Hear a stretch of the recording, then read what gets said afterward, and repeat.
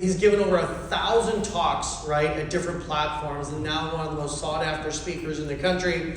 He was voted the captain of the USC men's volleyball team, and there's a reason why I love him already, because he's a fellow Trojan, like I am. Fight on, right? Okay.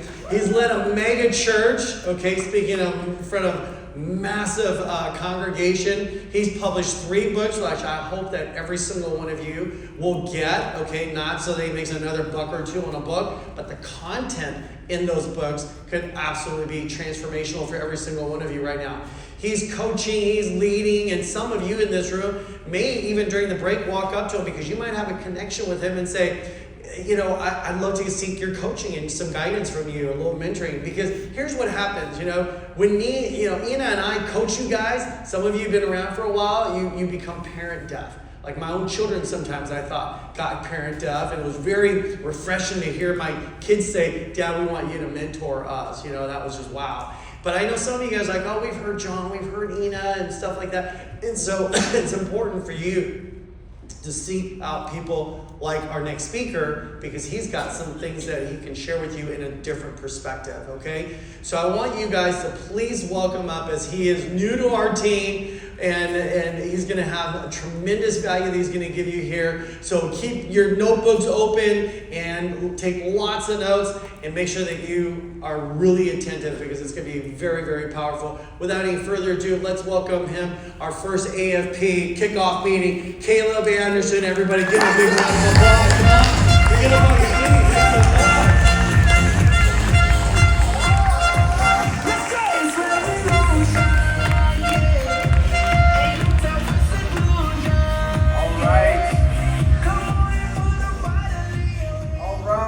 Hello everybody, I'm Caleb. It is great to be here with you. Thanks, Eric. I love your pink jacket.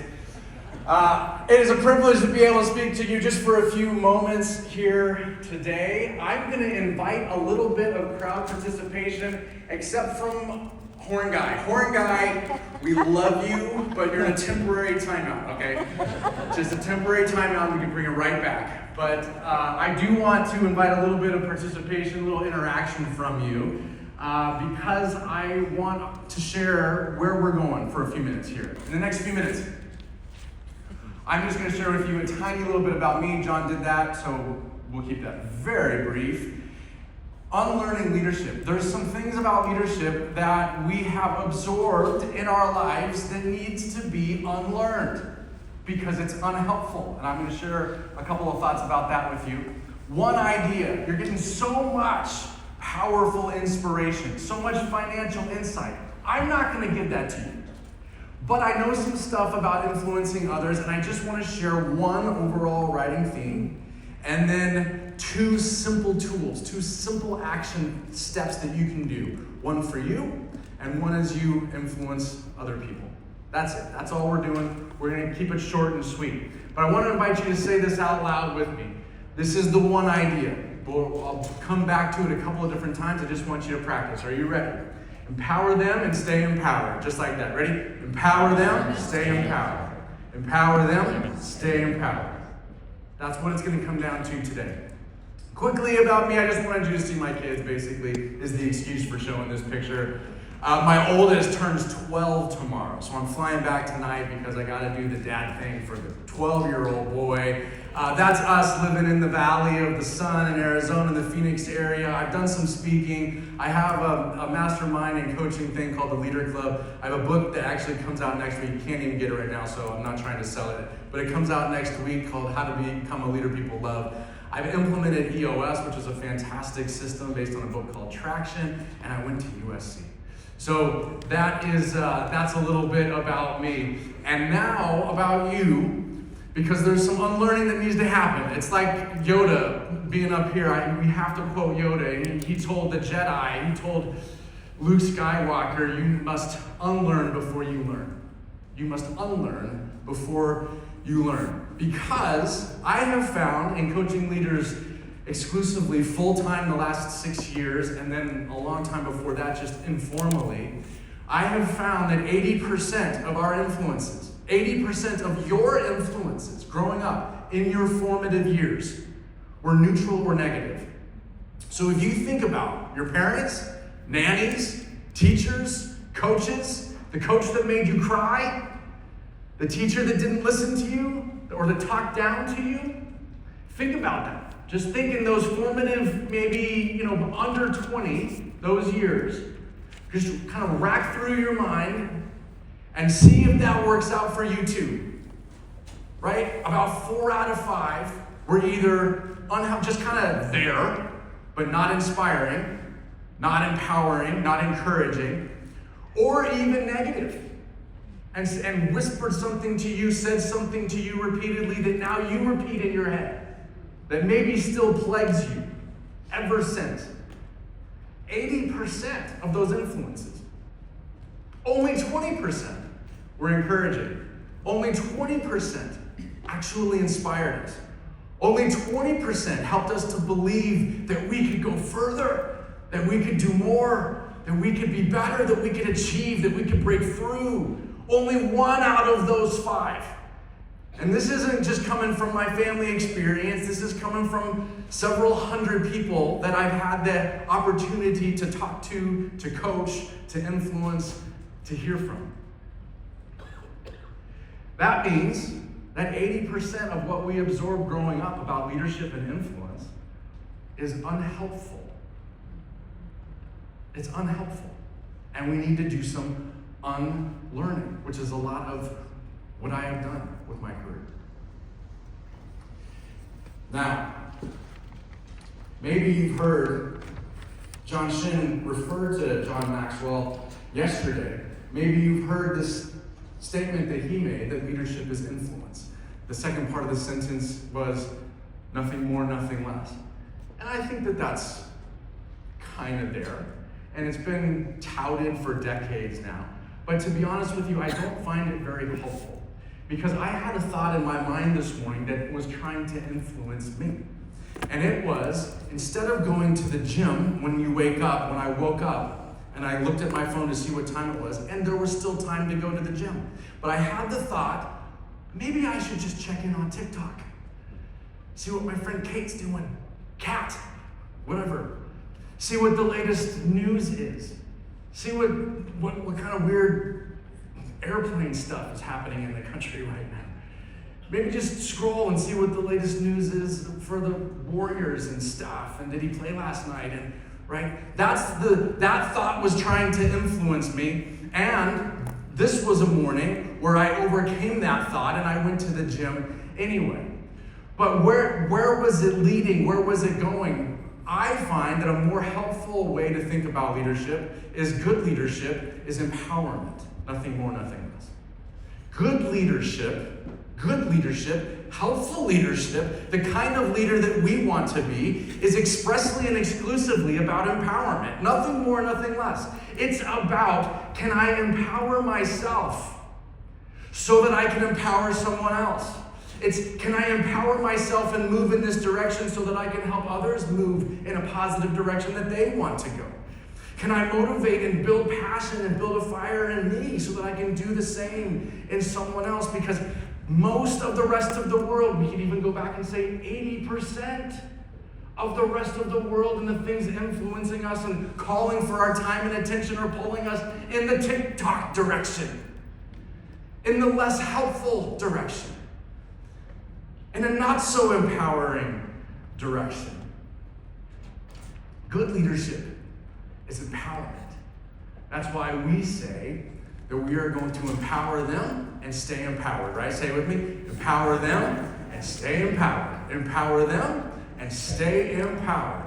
That's what we're going to be about. Empower them and stay empowered. Now, there is a mind shift that has to go on here. There's a mind shift that we all need. Remember unlearning leadership? Steve Jobs had to unlearn some unhelpful, arrogant, self-centered, impatient patterns that he had adopted. He originally, when he led Apple, was not an empowering leader. He was famously a jerk. So much so that he got ran out of Apple. He got kicked out of his own business. But when he came back years later, he came back different. He came back with a little bit more humility. And he was interviewed after the fact, and he said, he was asked, hey, what changed? How did you approach leadership differently when you came back? And Steve Jobs said, I had to change. I decided that I was going to take a longer view of people. That if I wanted to make beautiful things with these team members for the long run, I needed to handle this situation today differently. I needed to handle this annoyance, this setback, this whatever, differently. So he said, I took a longer view of people. Do you recognize this guy? This is primetime Deion Sanders. And he was one of the most flashy, exceptional athletic players in NFL history. There's a reason why most of the greatest athletes, this is true in any industry too, by the way. Most of the great ones suck at helping other people be great. Do you know that? Most of them suck at it. Maybe it just comes too naturally for them, it's just too easy for them, or maybe they're just so myopically focused on what they have to do. Deion Sanders changed that. This guy changed that. And he was probably one of those obsessive, self-focused, selfish guys, but he changed. I heard an interview with him just recently when he was talking about his young guy who ended up, I think, winning the Heisman Trophy. Didn't he? Yeah, he ended up winning the Heisman Trophy. So before the trophy was handed out, Deion was kind of making a pitch for him, and he was saying, this is my guy. It's his time now. It's not my time. He said, I'm like the old coach outside the boxing ring. I just want him to be successful. It's his time. That's a mind shift. It's a mind shift that you and I need if we are going to empower those 20 SMDs that John was talking about. If we're going to get to those 10, if we're going to get to those 20, it's a mind shift that we have to have. It's not enough just for me to be successful. If I'm going to build a team, I'm going to be successful through them. And that I'm successful as I help them be successful. And even the great ones, when they get that, it clicks and it changes. And he can go from a top performer into a motivator, a leader, a coach of top performers. Deion Sanders has done it. Does anyone know who this guy is, this coach? Karch Kiraly. Considered the greatest volleyball player. Sorry, I got the volleyball thing in me. Considered the greatest male volleyball player. For female, they might give it to Misty May or, what is it, Carrie Welsh, yeah. But for the men, it's Karch Kiraly. Undisputed. And he's only my height. He's only 6'3", 6'4". And he was the greatest to ever play, and he made the transition. Today, he's the coach of the women's national team. And this guy made an intentional decision after his indoor career, and then he had a beach career, and then he goes, what do I want to do with the rest of my life? He made an intentional decision that he was going to become a coach. And he did not think, just because of his career, that he would be a good coach. He studied. He went to school. He found mentors. He read books. He dedicated himself to changing his mindset from solo performer to empowerer of others, to coach, to team, to leader. And he did it. He has done it. He has made a great team. It is possible, even though it's unusual, and most people that are the greatest at what they do can't help others do it well. These guys have broken the mold. These guys have figured out a way, and it is that mental shift from it's all about me winning to how do I help them win? How do I help them be successful? That my success is about their success. I want to see them flourish. I'm just the coach outside the boxing ring.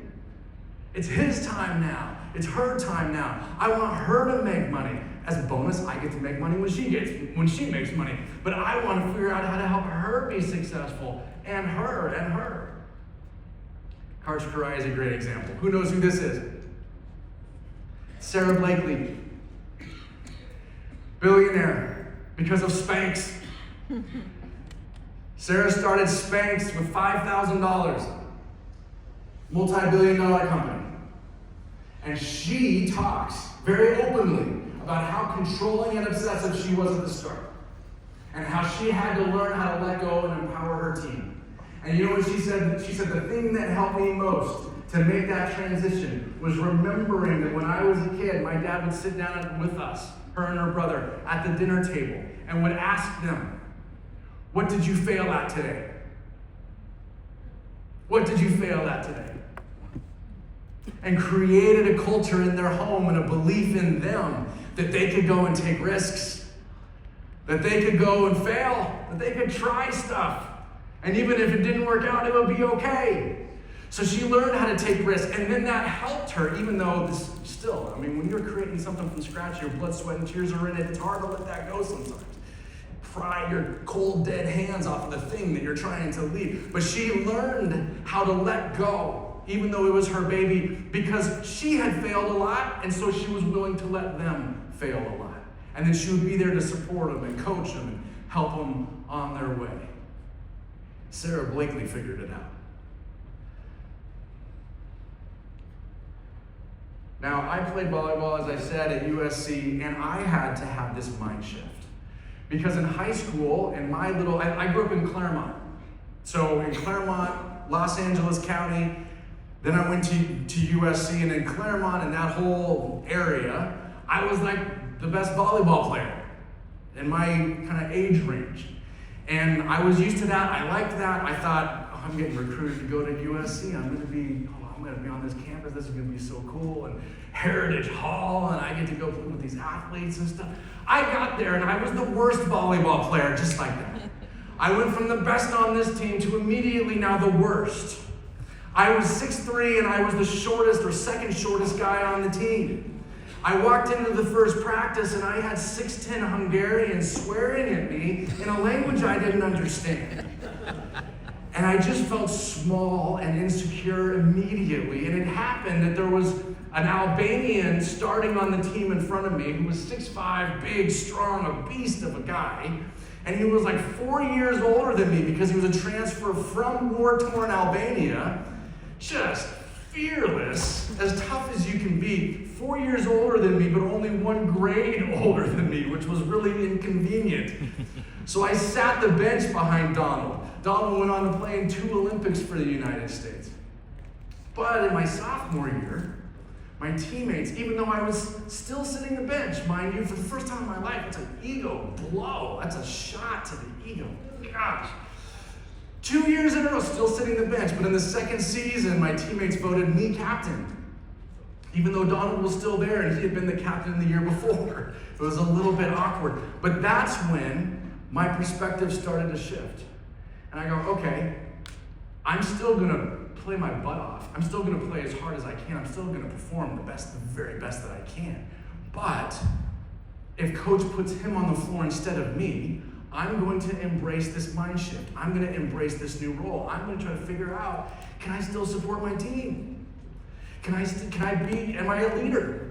Maybe my identity is a little bit less about being the greatest athlete of all time, and maybe about being a leader to the team that I have, to the team that's in front of me, to the team that voted me to be their captain. And so I had to go through that shift in college. How can I make them better? How can I encourage them? How can I support them? Even though I don't like sitting the bench, there's that shift that started to happen in me too.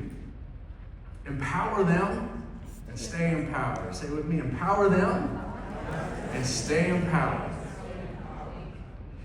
Here's a simple way to empower them. If you have a piece of notebook paper in front of you, draw a little matrix. I'm not going to get on here because I don't want to mess anything up. We'll just keep it simple.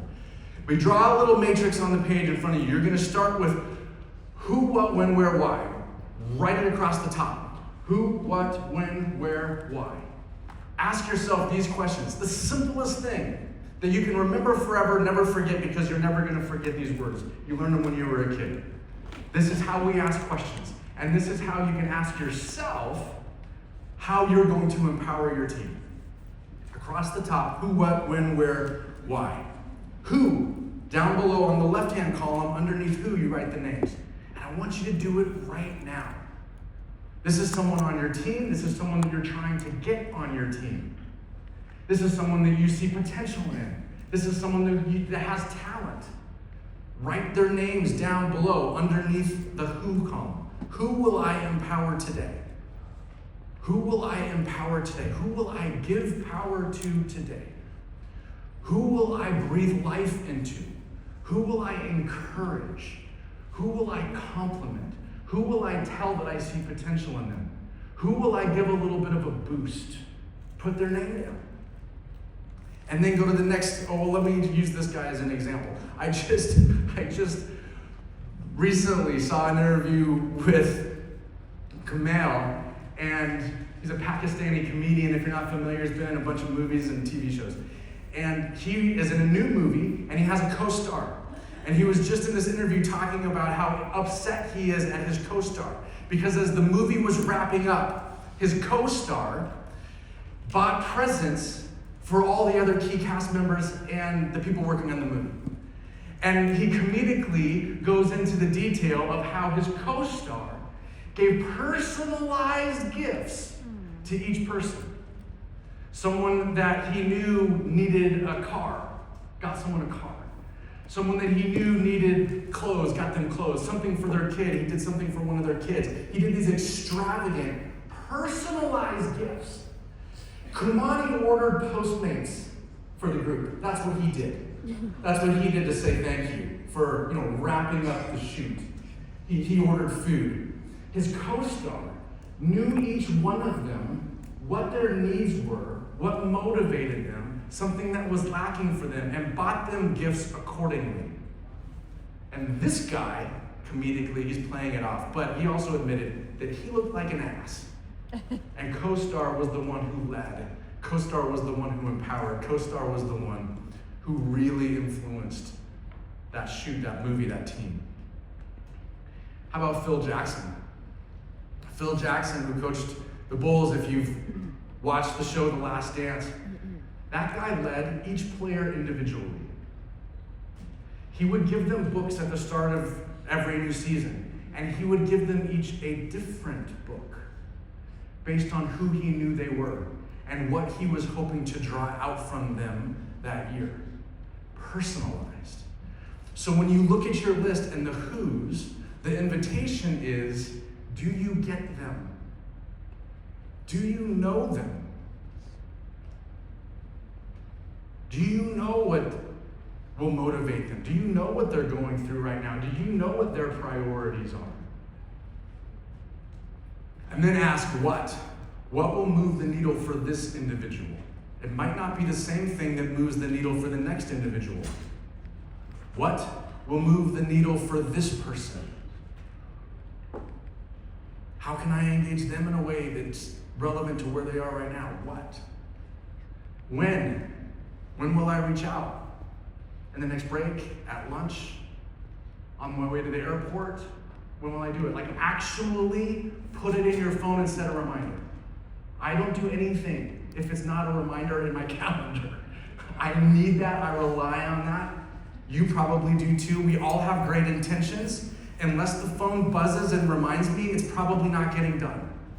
So put it in your calendar. When will you reach out? When will you call them? Text them right now. I'm not going to be offended. Where is their next opportunity? Remember, personalized?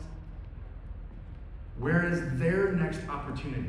And frame it like an opportunity too. That's way more exciting for them, isn't it? It's not like, hey, I was at this cool event and I really need you to do this because I want to make it to Hawaii. It's where's their opportunity? Where's theirs? What's their next step? What's their next where? Ask, why do they care? Why do they care? What's their why? What motivates them? What's going to move them forward? What can I say that I know is going to tap into a passion that they already have, a goal that they've already set for themselves, a priority that they already hold? What's their why? Why do they care? Can I say it in a way that's going to move them? That's going to resonate with them uniquely? Does that make sense? Are you with me? Do you have your people down? You're going to do this? Yes. Yeah. for them uniquely. Remember, it's not, you can't just blanket this thing. For each individual, ask this question. Because we empower them and we stay empowered. We empower them and we stay empowered. Okay. So that's it. I told you one tool that's more for them, simple, so simple. And one tool that's more for you. Because here's the thing. It's like the famous message when you're on the airplane. You gotta put your mask on first, don't you? Yeah. You gotta put your mask on first before you get to your kid. Because if you don't have energy, if you don't have passion, if you don't have belief, if you're not empowered, you can't empower them. There's no energy left for them. There's no invitation. We have to empower ourselves first. So here's my favorite tool. I use this all the time. I say this all the time for me personally. And I call it the ABCs of life. A, B, and C. A is the event that happened. B is how I'm thinking about what happened. And C is how it's making me feel. Are you with me? A is what happened. B is how I'm thinking about it, the meaning that I'm associating to it, and then C is how it's making me feel as a result. Most of the world lives A to C. This happened, so I feel. Right? Think about the people in your life. This happened, so I feel. That happened, so I'm sad. That happened, so I'm bitter. He said that, so I'm upset. She broke it off, so I am devastated. This fell through, so I'm angry. That's how most people live. And it's not helpful, because then our lives are completely at the whim of circumstance. And anything that happens, I can just get thrown to the left or to the right. I can go up or down. I'm all over the place based on what may or may not happen today. I'm at the mercy of the events that are going on around me. But a better way is to change our thinking. Because it's how you're thinking about the event that is leading to how you're feeling. And you can change that thinking to a more empowering meaning. You can give it a different meaning.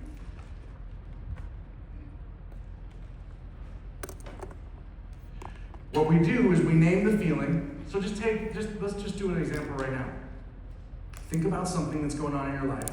From today, from yesterday, from this past week. Something that happened, something that was said, something that was done. Name how you're feeling about it. All right, this is how I'm feeling. And then back up and go, I'm feeling this way because of how I'm thinking about it. How can I reframe my thinking? How can I think differently about this situation? I didn't get that award last night. So I was feeling a little bit bitter. How can I reframe this into something more empowering? Something that's going to move me. Something that's going to motivate me. What's a different meaning I can give to this? Maybe it was meant to happen this way so that I can have a fire in me. I'm frustrated about the real estate conversation that just happened because I have all these real estate assets and now I have to decide what I'm going to liquidate. Or whatever. Okay, so I'm feeling frustrated about that. I'm feeling this way about that. Maybe, how can I reframe this as a challenge? How can I reframe this as an opportunity? How can I reframe this as an augmentation? How can I reframe this as another tool? Whatever. How can I reframe the thing and think differently about it and take that and turn it into a more empowering meaning? I get to decide the meaning of what it is. They don't get to decide. Whoever did the thing, the event, hurt us, let us down, whatever, they don't get to decide what it means. I get to decide what it means. And I'm going to choose an empowering meaning that motivates me so that I can stay empowered because I need to empower other people. I got a whole family depending on me, a whole team depending on me that I'm still building and growing. So I'm going to fuel myself up and change my thinking, reframe it, so that I can be empowered.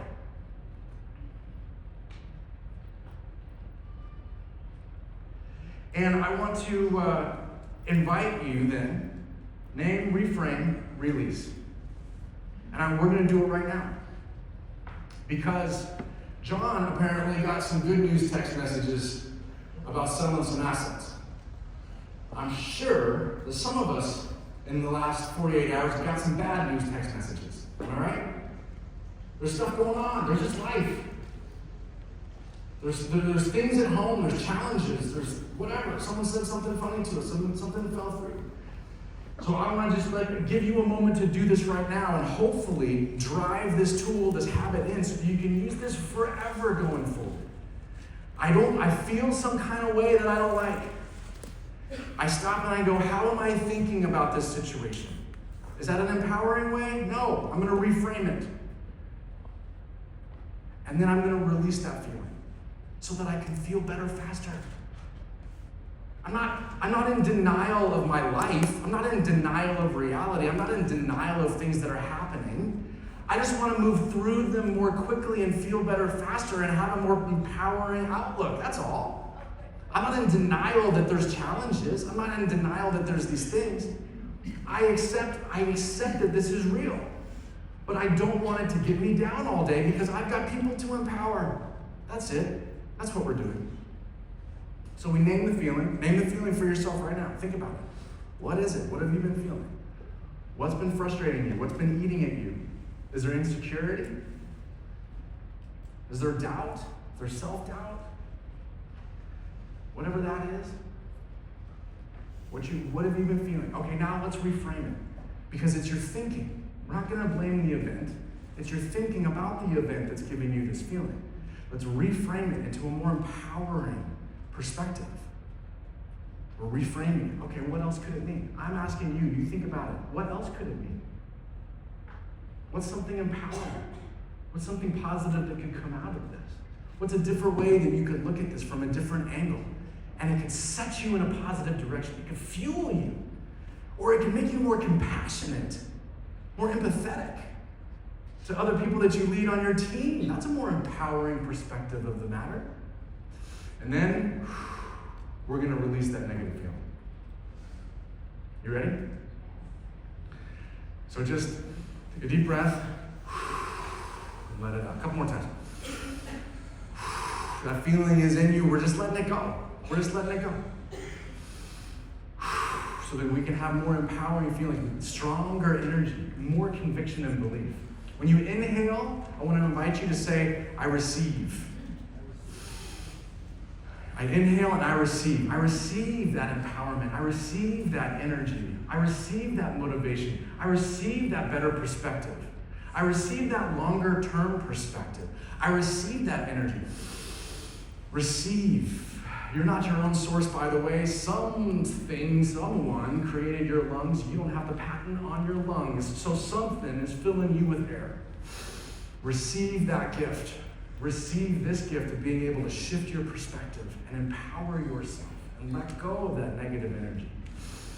Inhale and receive. Receive the grace that you need. Receive the strength that you need. And then exhale. And release it. Release what you don't need. Release what's been holding you back. Release that frustration. Tell yourself a different story about it.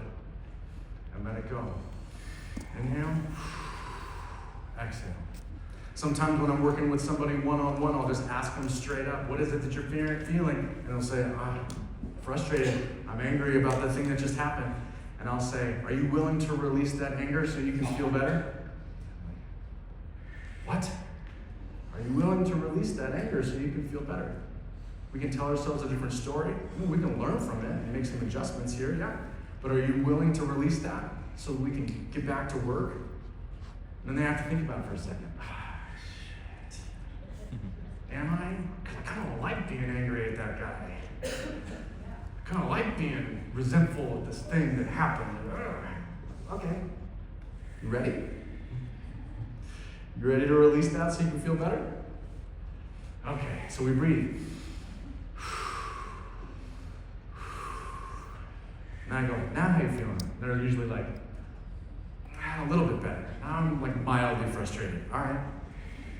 Are you willing to release that mild frustration so that you can feel better? So that you can feel more empowered? So that you have more energy to lead your team? Yeah, all right, I'll do it. All right, let that go. Let's reframe it. Let's think differently about it. Let's use this learning. Let's use this experience to empower you for what's next.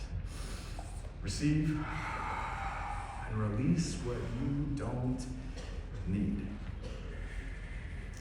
Empower them, stay empowered. Empower them and stay empowered. One time all together. Empower them and stay empowered. That, my friends, is leadership. That's what it is. Go and build your team.